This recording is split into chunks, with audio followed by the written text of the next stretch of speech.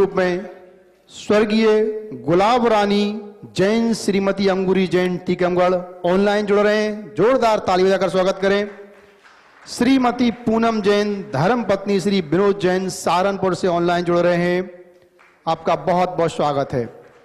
आज सूत्रधार के रूप में गुणायतन परिवार से जुड़ रहे हैं डॉक्टर निर्मल कुमार जैन, डॉक्टर अजित कुमार जैन, अशोकनगर मध्य प्रदेश से ऑनलाइन, आपका बहुत बहुत स्वागत है। दूसरे सूत्रधार हैं श्री प्रद्युमन कुमार विपिन कुमार जैन, मेरठ वाले, Holy Angels Public School Ghaziabad UP, आप पधारें, आपका बहुत बहुत स्वागत है। और आपके सम्मान के लिए मैं आमंत्रित कर रहा हूं श्री मदन लाल जी जैन दिल्ली, जो कि गुणायतन के ट्रस्टी हैं, आप पधारें और हमारे आज के सूत्रधार महोदय का स्वागत करें।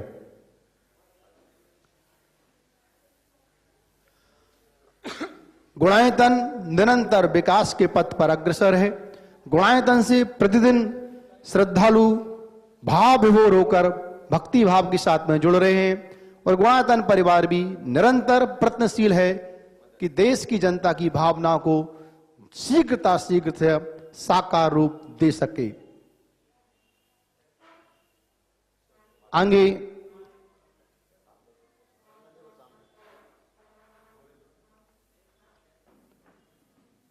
चलें, आगे गुणायतन से आज स्तंभ के रूप में जुड़ रहे हैं श्रीमती बिमला जैन, धर्मपत्नी सुरेंद्र कुमार जैन, दुर्गापुरी विस्तार शाहदरा दिल्ली, आप पधारें। और आपके सम्मान के लिए मैं आमंत्रित कर रहा हूं श्रीमान मनोज जैन कन्नौज से, जो कि गुणायतन के ट्रस्टी हैं। श्री देवन जी अजमेरा गया, आप भी गुणायतन के ट्रस्टी हैं, कृपया कर पधारें और इन पुण्यशाली जीवों का सम्मान करें। स्तंभ वाले है ना श्रीमती बिमला जैन,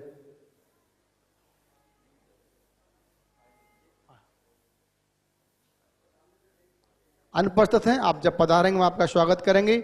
आइए प्रारंभ करते हैं शंका समाधान के उस कार्यक्रम को जिसका इंतजार सारा देश प्रतिदिन अपने टेलीविजन सेट पर बैठकर करता है। और अब आपके सौभाग्य से जिनवाणी चैनल पर भी इसका प्रसारण जारी है।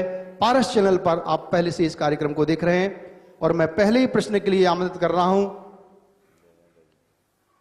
श्रीमती रिशु जैन लखनादौन सिवनी से, आप पधारी हैं, आगे तैयार रहेंगे। प्रखर जैन पिंडरी, नवीन जैन सागारे, पूर्वांग जैन कन्नौज, मंगलम जैन कन्नौज, आप सब लोग क्रम से तैयार रहेंगे, कृपया कर आगे निकल करके आ जाएं। जब तक आप पधार रहे हैं मैं एक ऑनलाइन प्रश्न महाराज से पूछ रहा हूं। महाराज जी, राधोगढ़ से श्रीमती सुषमा जैन पूछ रही हैं, बहिर्जगत की यात्रा हमें बहिरात्मा क्यों बनाती है?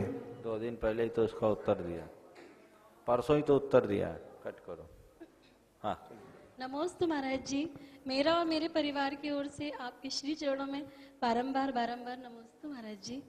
महाराज जी, मेरा ये प्रश्न है कि अपनी बात कभी किसी के सामने भी रखो तो उसमें सही रिस्पांस नहीं मिलता है तो हृदय में बहुत दुख लगता है, तो अपनी बात को प्रभावक बनाने के लिए मैं क्या प्रयत्न करूं?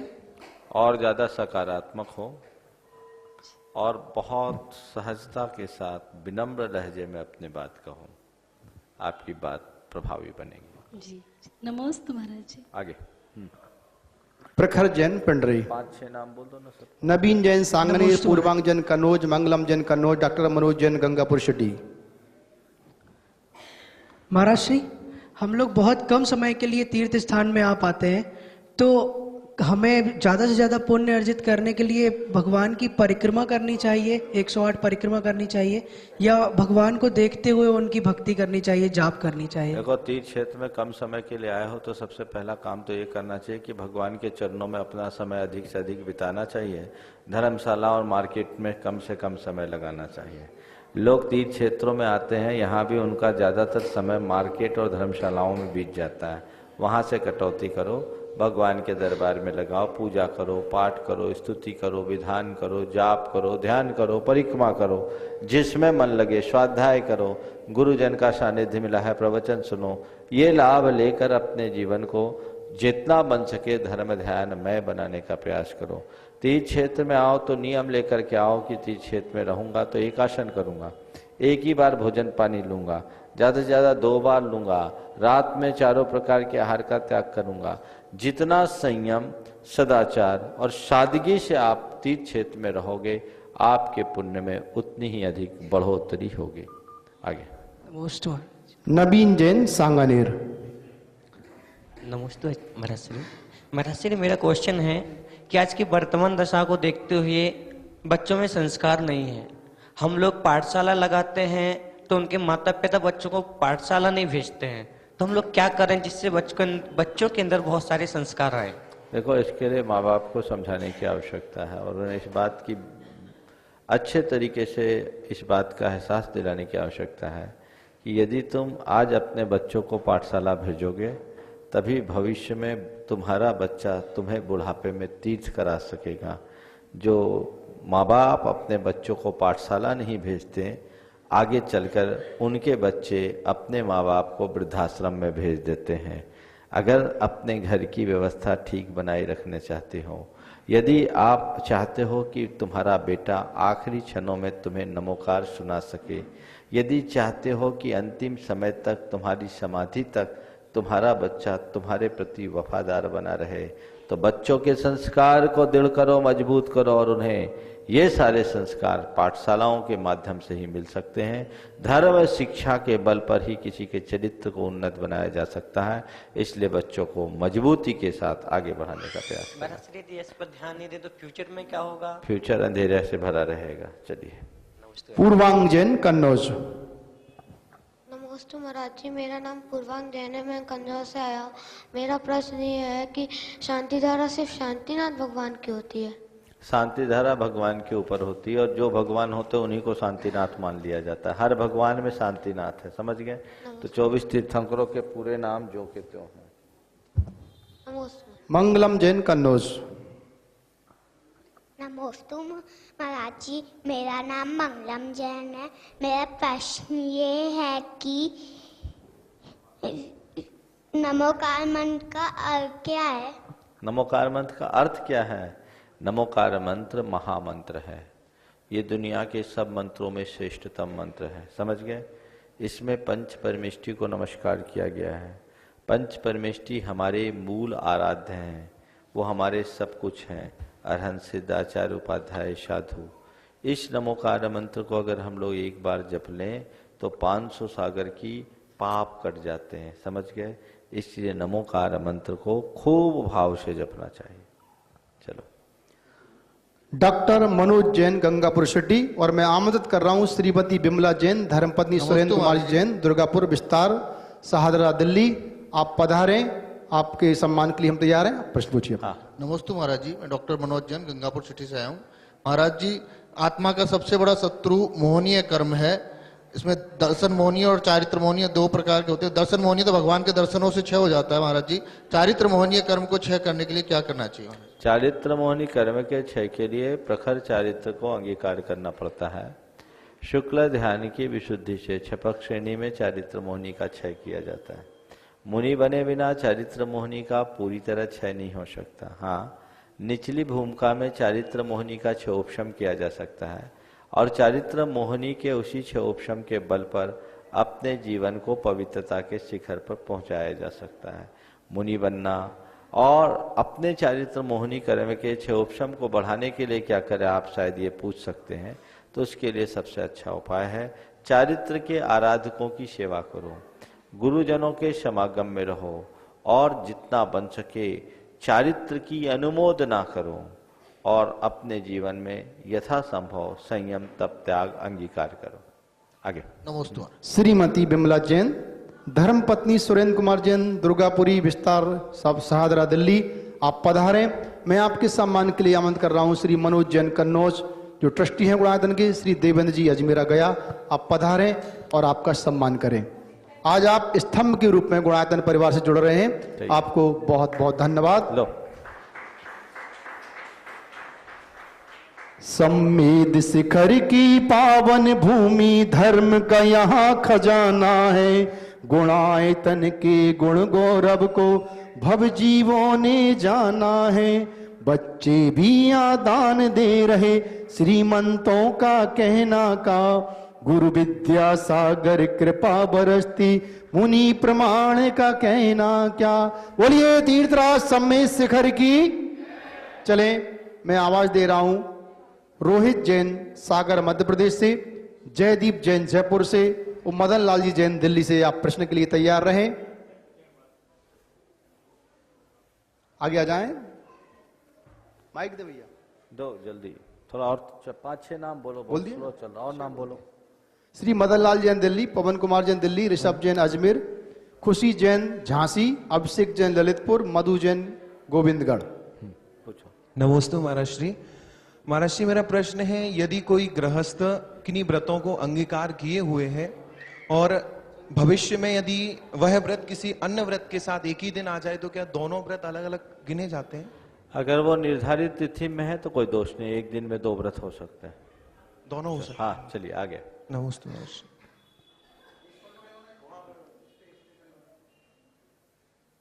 नमोस्तु महाराज जी।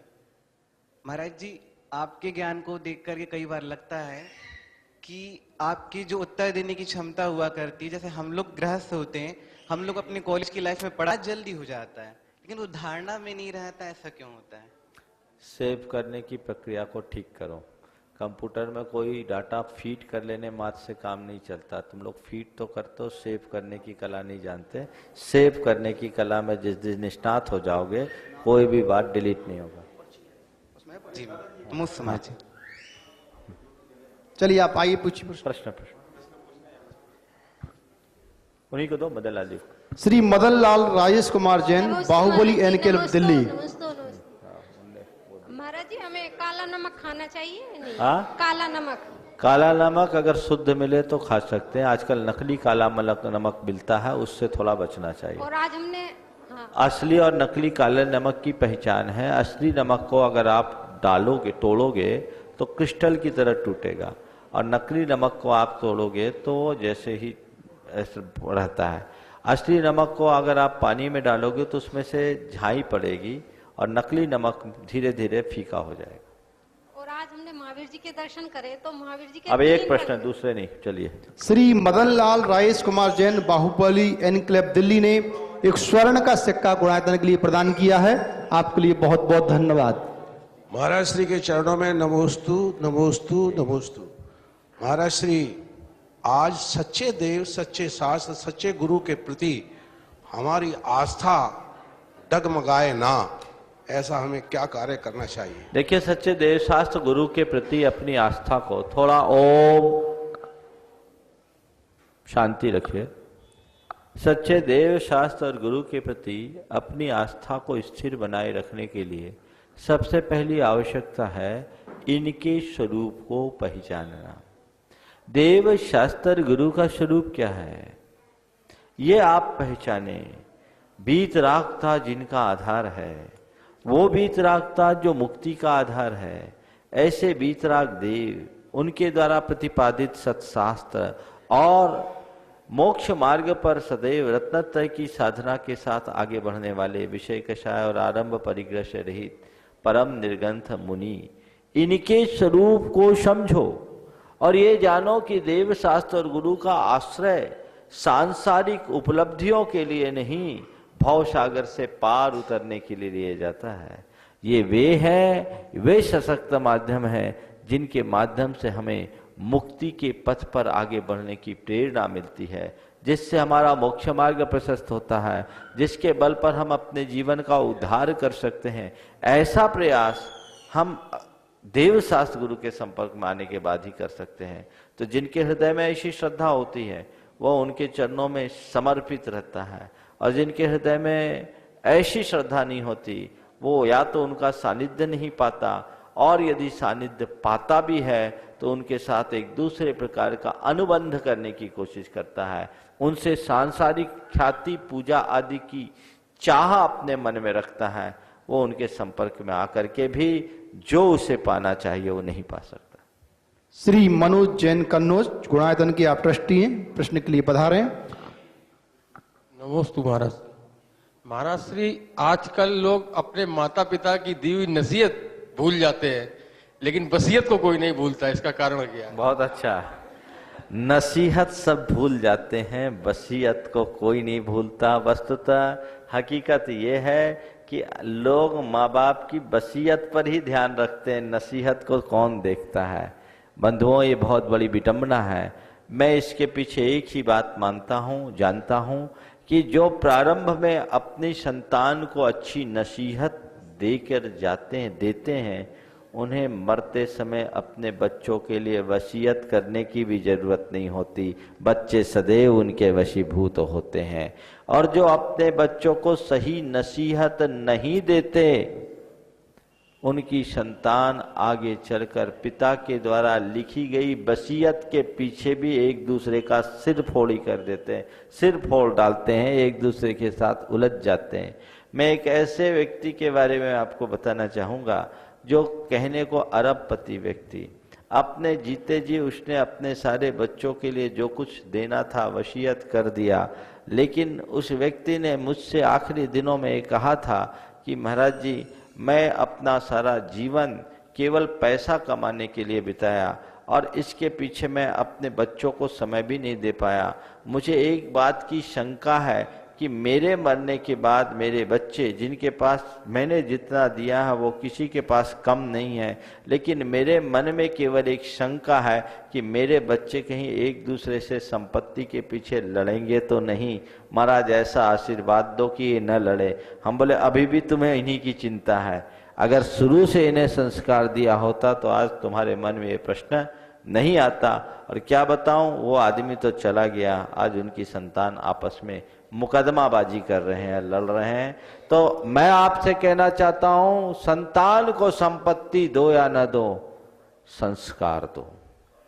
यदि संस्कृति होगी तो सब कुछ खो करके भी वो बहुत कुछ पालेगा, और संतान संस्कार शून्य होगी तो अपार संपत्ति का मालिक होने के बाद भी वो सबको मटिया मेट कर देगा। और संतान को भी मैं कहना चाहता हूँ, माँ बाप की वसीयत को मत देखो। यदि उन्होंने तुम्हें कुछ भी नसीहत दी है तो उसे अपने हृदय में अंकित करके देखो, वो तुम्हारे जीवन को बहुत ऊंचाइयों तक पहुंचाएगी। एक युवक जिसने अपने माँ बाप की नसीहत को हमेशा आत्मसात किया और उसने बोला कि मेरे पिताजी की नसीहत ने आज मुझे कितनी ऊंचाई पर पहुंचाया। हमने बोला क्या बोला? बोले मेरे पिताजी ने एक ही बात कही थी कि कभी भी ओवर एस्टिमेट काम नहीं करना। महाराज, मुझे मेरे कारोबार के सिलसिले में एक से एक अवसर आए, प्रलोभन मिला, लेकिन मुझे हमेशा अपने पिताजी की बात याद आती थी, बेटा ओवर एस्टिमेट काम नहीं करना, जितनी चादर उतनी ही पांव फैलाना। उसने कहा महाराज जी, मैंने अपने पिता की नसीहत मानी, आज कम धंधा करके मैं ज़्यादा खुश हूँ, और मेरे भाई ने मेरे पिता की नसीहत को उल्लंघन किया, उसने बड़ा काम करने की कोशिश की, इतना चोट खाया कि आज उसकी हालत पस्त है। तो अपने माँ बाप की नसीहत मानना चाहिए। बुंदेलखंड में एक कहावत है, जो न माने बुजुर्गों की सीख, जो न माने बुजुर्गों की सीख, ले खपरिया मांगे भीख। चलिए। राहुल शास्त्री मणदेवरा, जो कि वर्तमान में कन्नौज में धर्म का प्रकाश बिखेर रहे हैं, अपने प्रश्न के साथ। नमोस्तु महाराज जी। समाज विद्वानों को सही विधि से जो विद्वान रहते हैं उनको उचित आदर संस्कार नहीं करते, अथवा छल प्रपंच के साथ धर्म को गुमराह करने वाले विद्वान ज्यादा सम्मान और धन अर्जित करते पाते हैं। ऐसे में सच्चाई उपेक्षित एवं कुंठित महसूस करती है, कृपया मार्गदर्शन करें। देखो, सबसे पहली बात तो यह है कि कोई भी विद्वान है, सच्चा विद्वान वो है जिसके मन में मान सम्मान की चाह ही नहीं रहती। हमें कोई मान सम्मान दे, ये अपेक्षा भी हमारे विद्वत्ता पर प्रश्न चिन्ह लगाता है। विद्वान वो है जो विद्वत्ता के साथ सरलता को आत्मसात करे। तो पहली कोशिश हमारी ये होनी चाहिए। दूसरी बात, अगर व्यक्ति के व्यक्तित्व में गहराई होती है तो लोग उसका अनुकरण जरूर करते हैं। हाँ, आजकल चापलूस और चाटुकारों को लोग ज्यादा सम्मान दे देते हैं, लेकिन ये चापलूसी और चाटुकारिता जो सम्मान दिलाती है वो अल्पकालिक होती है, और व्यक्ति के व्यक्तित्व की जो सहज छाप होती है वो व्यक्ति को दीर्घकालिक सफलता प्रदान करती है। तो ये सोचना चाहिए, जो लोग इस तरह के चाटुकारिता के बल पर अपने जीवन को ऊंचाई पर चढ़ाने की बात करते हैं, वो बड़े भ्रम में रहते हैं, आज नहीं कल विफल होंगे। विद्वान को चाहिए, यदि चाटुकार तो न बने पर अक्खड़ मिजाजी भी न बने। कई विद्वानों के साथ ऐसा देखा गया है कि वो बड़े अक्खड़ होते हैं। तो आज के समय में अक्खड़ता स्वीकार्य नहीं होने देती। अपनी समाज में स्वीकार्यता बनाना चाहते हो तो विनम्रता चाहिए, लचीलापन चाहिए, सहजता चाहिए। ये गुण मनुष्य के जीवन में आते हैं तो व्यक्ति स्वतः उसका अनुगामी बन जाता है। आगे श्री पवन कुमार जैन दिल्ली, ऋषभ कुमार जैन अजमेर, खुशी जैन झांसी, अभिषेक जैन ललितपुर। आप सब क्रम से तैयार रहें और आगे आएं।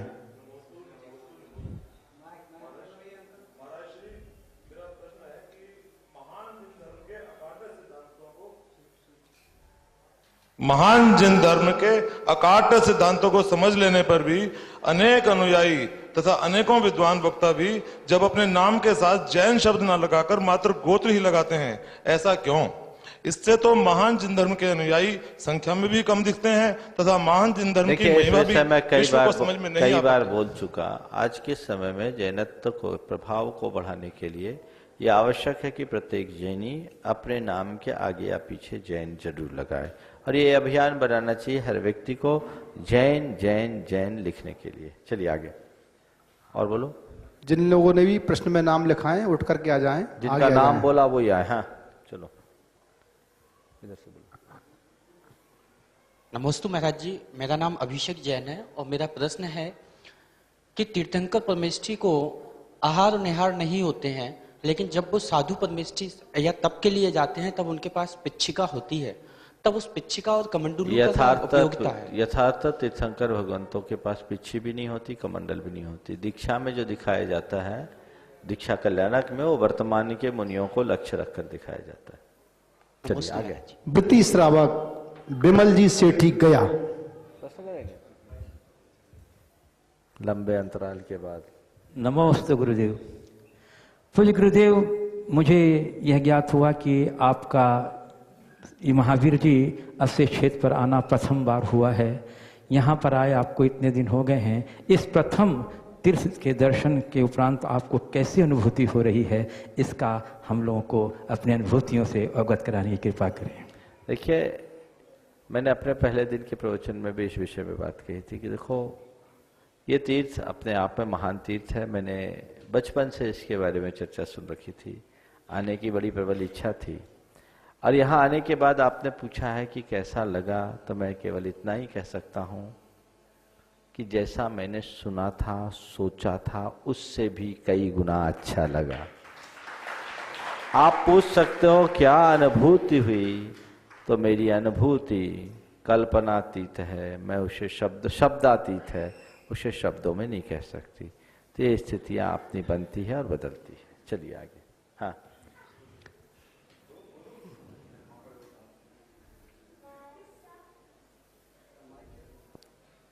मास्ता, मैं अपना गुल्ला गुड़ायतन के लिए देना चाहता हूँ। रख दो, वहीं रख दो। बहुत अच्छा, बहुत सुंदर। मास्ता, जब मुझे कोई चिढ़ाता है तो मुझे गुस्सा आ जाता है, तो अब मैं अपने गुस्से को काबू में लाने के लिए क्या करूँ? देखो, सबसे पहली बात यह है कि चिढ़ो नहीं। चिढ़ क्यों बनती है पता है? चिढ़ते हैं ना बच्चे, एक दूसरे को चिढ़ाते हैं। पहले तो चिढ़ाना नहीं चाहिए, और दूसरी बात है चिढ़ना नहीं चाहिए। चिढ़ क्यों बनती पता है? एक कहानी सुनाता हूँ। हालांकि ये सवाल शनिवार को होता तो बच्चों को ज्यादा मजा आता। चलो पूछा है, एक बहुत अच्छी कहानी याद आ गई।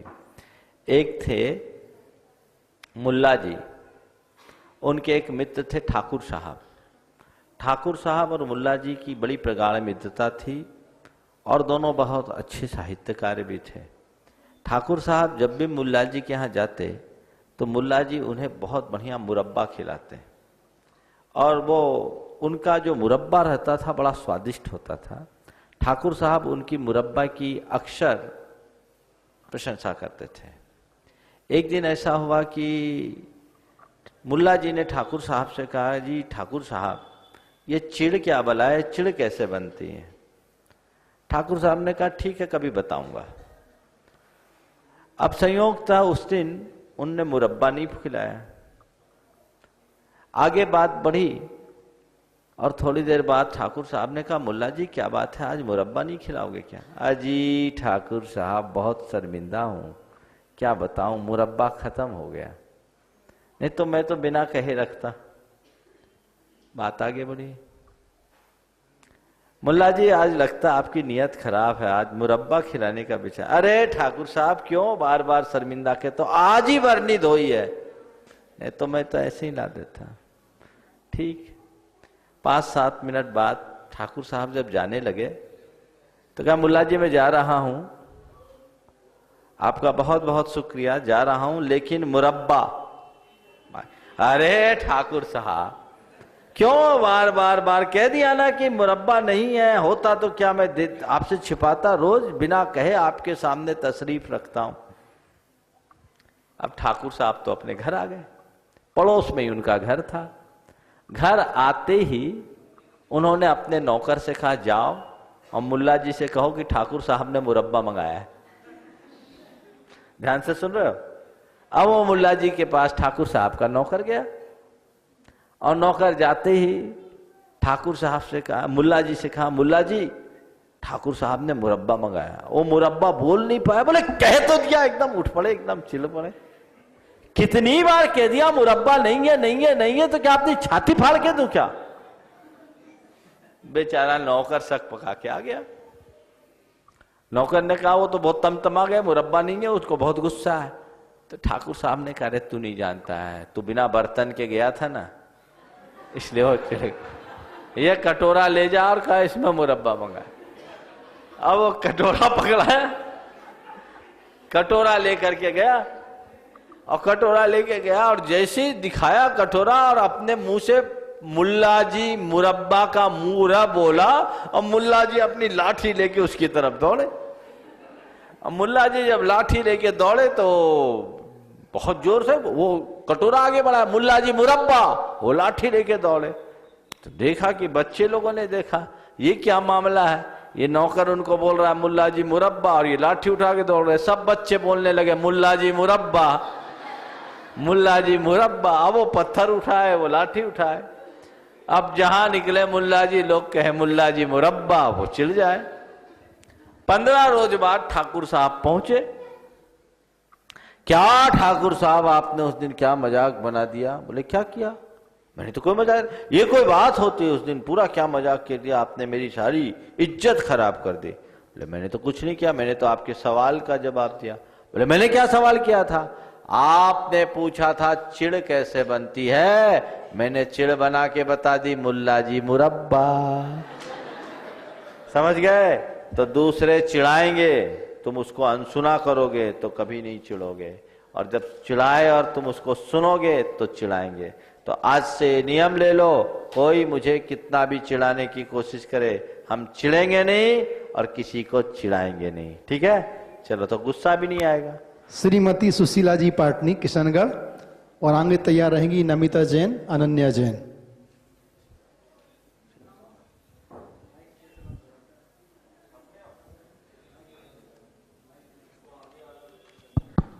नमस्ते महाराज।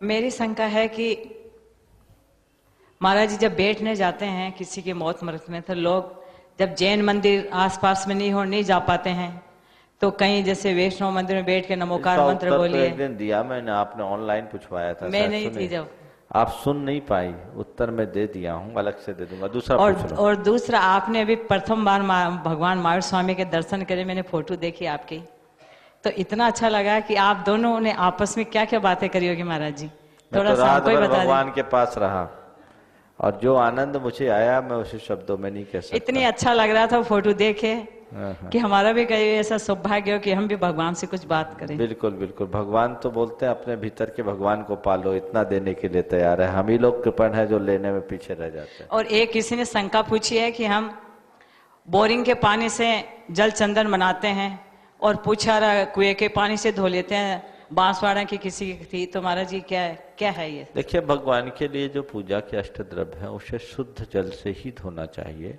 और उसमें बोरिंग की जगह कुएं का ही पानी इस्तेमाल करना चाहिए, अन्यथा वो सदोष माना जाएगा। नमस्ते महाराज। और इसके लिए मंदिरों में शुद्ध जल का इंतजाम जरूर करना चाहिए।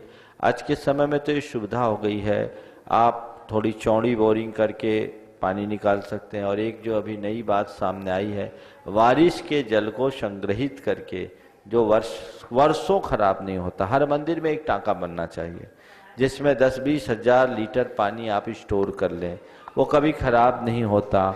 उस दिन प्रयोग करके भी मेरे सामने दिखाया गया, इलेक्ट्रोलाइजर लगाने पर बारिश के पानी में कोई फर्क नहीं पड़ा। बोरिंग का पानी लाल हो गया, गर्म हो गया, तो बोरिंग का पानी, कुएं का पानी फिर भी खराब है, बारिश का पानी अमृत है पीने के लिए भी, भगवान के अभिषेक पूजन के लिए भी। तो ये समाज को प्रयास करना चाहिए, अपने प्रमाद को त्यागना चाहिए। कई जगह शहरों में बोरिंग पर बैन है, तो वो वाटर स्टोरिंग के सिस्टम को लगा ले, हार्वेस्टिंग को नहीं, वाटर स्टोरिंग को। तो पूरे पानी के जैसे इधर लाडनू, सुजानगढ़ आदि में टाँके हैं, वैसा ये सिस्टम बना ले तो ये सबके लिए लाभप्रद होगा, स्वास्थ्य की दृष्टि से भी, धर्म की दृष्टि से भी। तो ये कार्य तो सब कर ही सकते हैं। आज कितनी भी अवर्षा हो, इतनी वर्षा तो हो ही जाएगी कि आपका टाँका भर जाए और आप साल भर श्री जी का अभिषेक शुद्ध जल से कर सके, द्रव्य सामग्री को भी शुद्ध रीति से आप धो सके, ऐसा प्रयास करना चाहिए। श्रीमती नीलम जी सौगाने। नहीं है प्रश्न, हाँ आगे चलें, आप पूछिए। नमस्ते महाराज जी, मैं बूंदी डिस्ट्रिक्ट कापरेन से नविता जैन। मेरा प्रश्न ये है कि क्या स्त्रियां भी अभिषेक कर सकती हैं? इसका कई बार उत्तर दे चुका, आगे चलो। महाराज जी हमें मालूम हो गया, नहीं। आगे चलो। तो एक बात और आप बता दिया, दूसरा हो गया। आप तुम लोग प्रश्न देखते नहीं हो, प्रश्न पूछवाते हो। चलो हो गया, आप दूसरे को तो चाहते। नमस्ते महाराज जी, मेरा नाम अनन्या जैन है। मेरा प्रश्न ये है कि सम्यक दर्शन कैसे प्राप्त हो सकते हैं? सम्यक दर्शन प्राप्त करने के लिए हमें 3 उपाय करना चाहिए। सबसे पहले सच्चे देव शास्त्र गुरु की शरण में आना चाहिए, खूब शास्त्र का स्वाध्याय करना चाहिए और आत्मा का चिंतन करना चाहिए। ये 3 ऐसे माध्यम हैं जो सम्यक दर्शन की उत्पत्ति में कारण बनता है। चलो। मेरा एक और प्रश्न है महाराज जी, जब हम महावीर स्वामी या फिर भगवान जी की तस्वीर देखते तो हमारी आंखें अपने आप बंद हो जाती, तो ऐसा क्यों होता है? इसलिए कि हम भगवान को अपने आंखों में बंद करके हृदय तक पहुंचाना चाहते हैं। महावीर स्वामी नयनपथ गामी भवत में आंखें खोलेंगे तो वहीं रह जाएंगे। सुनो, नयनन विषय बिठाए के, नयनन की करी कोठरी, पुतली पलंग बिछाए। सुनो, भक्ति किसको बोलते हैं? नयनन की करी कोठरी, पुतली पलंग बिछाए और पलकन की चिकडार के पी को लियो रिझाए। क्या मतलब हुआ? आंख की कोठरी है जिसमें पुतली की पलंग है और पलकों के दरवाजे बंद कर दो और अपने प्रिय को रिझा लो। ये भक्ति का चरमोत्कर्ष है। नयनन की करी कोठरी, पुतली पलंग बिठाए और पलकन की चिक डारी के पी को लियो रिझाए। चलो आगे।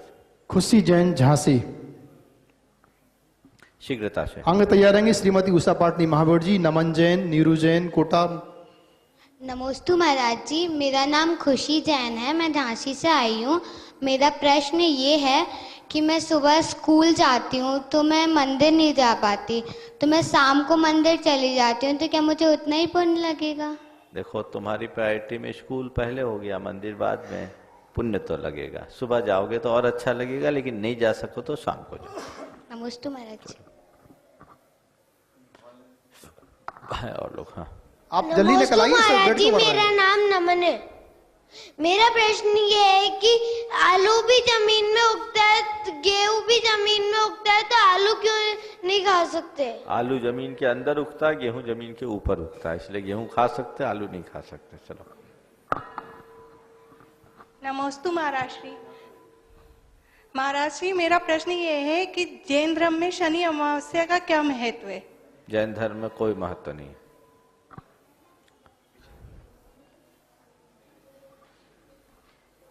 नमस्ते महाराज जी, मेरा नाम श्रीमती उषा पाटनी है, मैं श्री महावीर जी से हूँ। मेरा प्रश्न है कि अनेकांत क्या है और सुकल में और विकल में क्या अंतर है? सकल में और विकल में बोलो, सुकल बुकल मत बोलो। कहाँ से लाया ये प्रश्न? कहीं से उठा के लाया? शब्द ही बोलता है, समझ गए? अनेकांत का मतलब होता है हर वस्तु और हर घटना को समग्र दृष्टि से देखने की दृष्टि।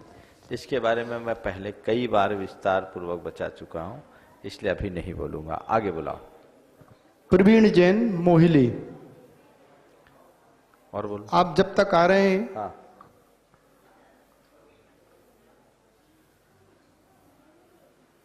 इंदौर से धर्मेंद्र जैन पूछ रहे हैं, मान, सम्मान और स्वाभिमान में क्या अंतर है? कई बार इसका उत्तर दिया। अपनी योग्यता के अनुरूप मान, सम्मान और अभिमान। मान यानी सम्मान, किसी के द्वारा सम्मान की चाह, सम्मान दूसरों को दिया जाता है। और स्वाभिमान अपनी गरिमा को बनाए रखने की प्रवृत्ति। हमें किसी से मान मिले इसकी कोई चाह न है, लेकिन हमारा अपमान न हो इस बात की सावधानी। नमोस्तु महाराष्ट्री। महाराष्ट्री, मेरा प्रश्न है, अरिहंत भगवान 18 दोषों से रहित हैं, उसमें मरण दोष भी समाहित होता है। फिर अरिहंत भगवान का पंडित मरण कहा गया है, वह कैसे? वो मरण का वहां तात्पर्य वो मरण नहीं, एक मरण वो है जिसके साथ जन्म जुड़ा है। तो जन्म से जुड़े हुए मरण का उनके पास अभाव है, पर वो अंतिम अंत है। इस अपेक्षा से उसे पंडित मरण, वो औपचारिक मरण है, यथार्थ मरण नहीं है, वो मृत्युंजयी है। आगे। शैलिश जैन गुरुसराय से पूछ रहे हैं, महाराज जी हम गृहस्थ जीवन में पापों से कैसे बचें? ये तो हो चुका है, 2 दिन पहले आ गया, हो गया भैया, 2 दिन पहले हुआ है। महाराज जी नमोस्तु। मैं साहेबपुर से आया हूँ महाराज जी। मेरा प्रश्न है कि सूतक के समय में और ये जो अपन बाहर से दर्शन करते हैं तो कोई वाद्य है कि अवाद्य है? कोई दिक्कत नहीं है, कर सकते हैं। कर सकते। स्थानीय विद्वान श्री मुकेश जी शास्त्री, महावीर जी। नमोस्तु महाराज श्री। महाराज श्री, गृहस्थाचार्य के पास समाज के लोग फेरे कराने की बात लेके आते हैं। हम हर एंगल से उनको बताते कि भी रात में फेरे कराना उचित नहीं है, फिर भी वो उनकी भावना रहती कि नहीं साहब हम तो शादी रात में ही करेंगे, और हम अपने रात में फेरे कराने में असमर्थता जाहिर करते हैं। दूसरी ओर ये ध्यान जाता है कि यदि हम नहीं कराएंगे तो दूसरी रीति से वो फेरे कराएंगे। इस परिस्थिति में क्या करना चाहिए? इसके लिए सबसे पहले तो लोगों के बीच में एक जागरूकता का संदेश जाना चाहिए कि रात्रि फेरे धर्म दृष्टि से कतई अच्छे नहीं। यंत्र की साक्षी में फेरे होते हैं, और रात्रि में मंदिर से यंत्र का जाना, यंत्र की पूजा करना, ये महान अनर्थ है। मैंने 24 तीर्थंकरों के चरित्रों को पलट करके देखा, किसी भी तीर्थंकर का विवाह रात्रि में नहीं हुआ, किसी महापुरुष का विवाह रात्रि में नहीं हुआ, सब ये दिन में हुआ। ये रात्रि के लग्न बल को जो प्रमुखता दी जाती है, ये वैदिक परंपरा की देन है, जैन धर्म के सर्वथा विरुद्ध है। तो पहले तो समाज में जागरूकता होनी चाहिए और उन्हें बताना चाहिए कि अगर आप ये फेरे दिन में करेंगे तो ज़्यादा अच्छे, इसके परिणाम अच्छे और आगे आने वाले इस दंपति के दाम्पत्य जीवन के मधुरता का आधार बनेंगे। ये त्रिवर्ग के साधन में सहायक होंगे। इनके माध्यम से सप्त परम स्थानों को प्राप्त किया जा सकेगा। हमें उनका महत्व समझाना चाहिए।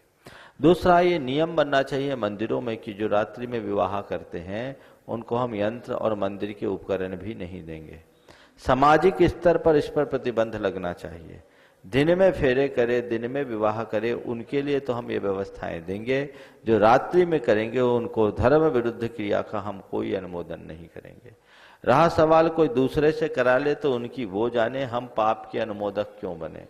जिनको हमसे कराना होगा कराएंगे, जो नहीं कराएंगे वो परिणाम खुद भोगेंगे और लोग भोग भी रहे हैं। इसलिए हमको इनका अनुमोदन कतई नहीं करना चाहिए।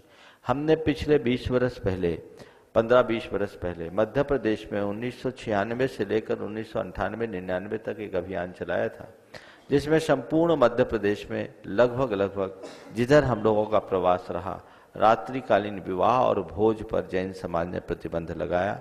आज भी बहुत अच्छे तरीके से उसका पालन चल रहा है। इधर झारखंड बिहार में आने के बाद उधर भी प्रतिबंधित है। रात्रि विवाह और रात्रि भोज झारखंड बिहार के शहरों में भी सामाजिक स्तर पर नहीं होता। यदि कोई करते भी हैं तो उनको सामाजिक समर्थन नहीं दिया जाता। तो ऐसा प्रयास समाज में होना चाहिए, एक जागरूकता आनी चाहिए। और इस तरह का प्रयास एक अलग के तहत समाज में होता है तो समाज में एक बहुत बड़ा परिवर्तन आएगा। ये समाज के लिए एक बहुत बड़ी कुरीति है। इससे हमारे संस्कारों पर कुठाराघात मच रहा है। तो इसके लिए प्रत्येक व्यक्ति, इस कार्यक्रम से जुड़े हुए लोगों को एक खुद के स्तर पर सोचना चाहिए कि हम ऐसा कोई कार्य न करें जो जैन धर्म के विरुद्ध है। लोग कहते हैं कि अगर हम दिन में करेंगे रात तो हमारे यहाँ लोग नहीं आएंगे। आप अपने घर का गृह प्रवेश का कार्यक्रम, नागल का कार्यक्रम करते हो, वो दिन में ही होता है। उसमें लोगों को आप बुलाते हैं, लोग आते हैं कि नहीं आते? तो वो भी प्रायः कार्य दिवसों के दिन होते हैं, वर्किंग डेज में होता है, तो भी लोग आते हैं। तो जिनको आपके साथ व्यवहार निभाना होगा, आप जब बुलाएंगे वो तब आएंगे।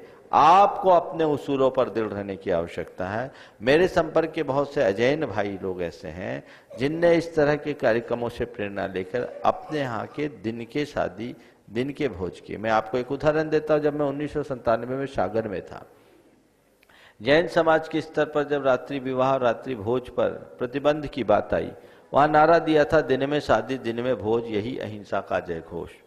तो वहां के सांसद थे, जो इन दिनों टीकमगढ़ के सांसद है, वीरेंद्र कुमार, डॉक्टर वीरेंद्र कुमार, जाति से खटीक पर आचार से जैन। उनके यहाँ एक शादी थी, शायद उनकी चचेरी बहन या भतीजी की शादी थी। उन्होंने अपने यहाँ का विवाह का सारा कार्यक्रम दिन में संपन्न किया। विवाह दिन में, फेरे दिन में, तोरण दिन में, भोज दिन में। 47 टेम्परेचर में उनकी बारात उठी और पूरे देश में वो चर्चा का विषय बना। इतना बड़ा पॉलिटिशियन जो अभी 5वीं बार सांसद है, लगातार उस समय तीसरा टर्न उनका चल रहा था। तो ऐसे व्यक्ति भी कर सकते हैं। समाज में पहल की जरूरत है और कोई आए या ना आए, हमें अपने उसूल नहीं खोना है। समाज को इस बात की बहुत दृढ़ता से धारण करने की आवश्यकता है, इसे समझने की आवश्यकता है। श्रेयांश जैन कन्नौज। महाराज जी, मैं कन्नौज सिटी से आया हूँ। मेरा प्रश्न है कि हम लोग को सॉक्स पहन के मंदिर जाना चाहिए या नहीं? नहीं, सॉक्स पहन के मंदिर नहीं जाना चाहिए। जैसे शूज उतारते हैं वैसे ही सॉक्स भी उतारना चाहिए, वो भी वैसे ही गंदे होते हैं। महाराज जी, ये बच्चों से कहा कि बड़ों से भी कहा है? सबके लिए, बहुत बने। हाँ, चलो। महाराज जी नमोस्तु, मेरा नाम परी जैन है, मैं श्री महावीर जी से हूँ। मेरा प्रश्न यह है कि तीर्थंकर भगवान के कितने अतिशय होते हैं और कौन कौन से? 34 अतिशय होते हैं। 10 जन्म के होते हैं, 10 ज्ञान के होते हैं, 14 देवकृत होते हैं। चलो महाराज श्री, एक प्रश्न मैं पूछ रहा हूं, चारों अनुयुगों की सम्यक दर्शन में आपस में कोई कार्य कारण भाव बनता है क्या? देखो, हमारे हिसाब से अनुयोगों के अनुसार सम्यक दर्शन नहीं होता। सम्यक दर्शन की व्याख्याएं अलग अलग अनुयोगों में अलग अलग तरीके से की गई है। मुख्य रूप से हम अगर सम्यक दर्शन की बात करें तो 7 तत्व का श्रद्धान ही सम्यक दर्शन का मूल है। और 7 तत्व का श्रद्धान अगर होगा तो देवशास्त्र गुरु के निमित्त से होगा। देवशास्त्र गुरु के श्रद्धान को कहें और 7 तत्व के श्रद्धान को कहें, बात एक है। देव संवर निर्जरा की साक्षात मोक्ष की मूर्ति है। शास्त्र में 7 तत्वों का प्रतिपादन है और गुरु संवर और निर्जरा की प्रतिमूर्ति है। इसलिए देवशास्त्र गुरु की श्रद्धा कहो, 7 तत्व की श्रद्धा कहो, एक बात है। अध्यात्म शास्त्रों में स्वपर भेद विज्ञान को सम्यक दर्शन का आधार कहा है। स्वपर भेद विज्ञान यानी स्व और पर को जानना। 7 तत्व में जीव स्व है, अजीव पर है, आश्रव बंध पर के साधन है, संवर निर्जरा स्व के साधन और मोक्ष स्व का शुद्ध स्वरूप है। स्व पर का श्रद्धान करो और 7 तत्वों के श्रद्धान की बात कहो, बात एक है। और जब स्वपर का भेद विज्ञान होगा तभी स्वानुभूति होगी जो आत्मा में लीन होने की होगी। तो इसे क्रम से देवशास्त्र गुरु की शरण में आओ, तब 7 तत्व का श्रद्धान होगा। सात तत्व के श्रद्धांत से स्वपर का भेद विज्ञान होगा और स्वपर के भेद विज्ञान के बाद ही स्वानुभूति या शुद्धात्मानुभूति होगी ध्यान में निमग्न होने से। इसलिए इस तरह से उत्तरोत्तर सम्यक दर्शन में निखार आता जाता है और वही हमारे जीवन के सुधार का आधार है। आरती के लिए सुशीला भाभी जी आए। आज ये कराएंगे आरती। राहुल शास्त्री मड़देवरा।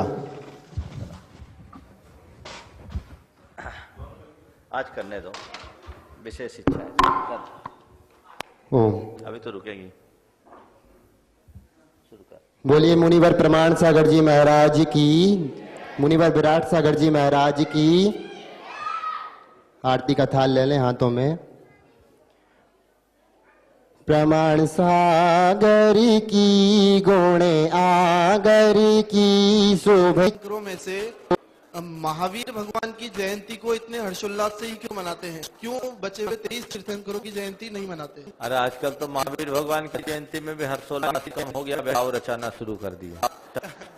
एक को तो मना लो जो हमारे शासन नायक है। मैं कहता हूँ लोग आजकल महावीर जयंती की तिथि को अबूझी तिथि मान करके शादी विवाह का बिना सोधा मुहूर्त मानते और उसमें लग जाते हैं। और एक समाज में अगर एक शादी हो गई तो 50-100 आदमी है। ये गलत परंपरा, इनसे बचना चाहिए। और कम से कम अपने 24वें तीर्थंकर के प्रति अपनी श्रद्धा भक्ति व्यक्त करने के लिए वो दिन पूरी तरह भगवान महावीर की तरह समर्पित करनी चाहिए और इस तरह की क्रियाओं से बचनी चाहिए। और तीर्थंकरों आगे सबके मनाओ पर कम से कम एक के तो मना लो। हाँ। नमस्ते गुरुवर, मेरा नाम योगेश जैन है। महाराज जी, मैं ये जानना चाहता हूँ कि जो 24 तीर्थंकर हैं उसमें से हैं सूरतनाथ भगवान के आगे ही मुनि को भगवान के बाकी आगे मुनि को नहीं लगा। उनका नाम है मुनि सुब्रत। उनका नाम ही है नाम। नमस्ते महाराज जी, मैं टोंक फाटक से।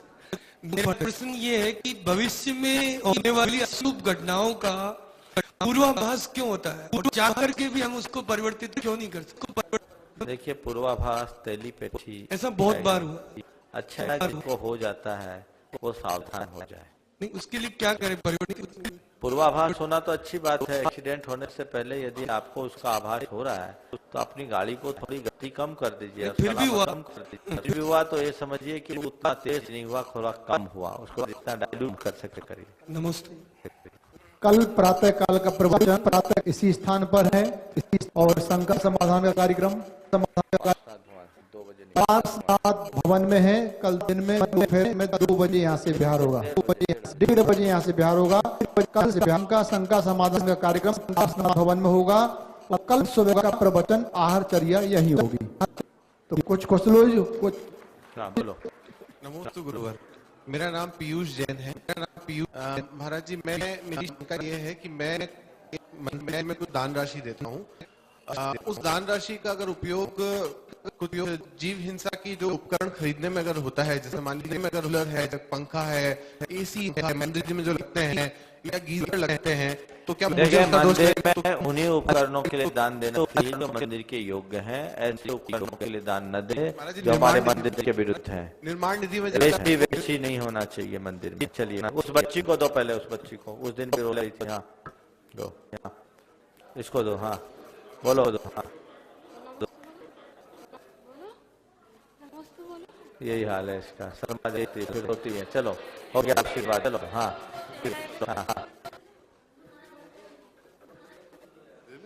चलो नमस्ते। कीजिए 60 साल की उम्र के बाद मनुष्य को अपनी संपत्ति उत्तराधिकारी के नाम दे या दान में दे दे। पूर्वजों की संपत्ति वो पिता की संपत्ति, पिता की ताजी उपभोग न करे तथा खुद के द्वारा संचित की हुई संपत्ति का भी उपभोग नहीं करे और उपार्जन करके ही अपना उपभोग करे। तो इसके बारे में महाराज स्पष्ट करेंगे। देखिए आपने बहुत गंभीर मुद्दा छेड़ा है, लेकिन समय बहुत कम है, फिर भी मैं सार में बोल रहा हूँ।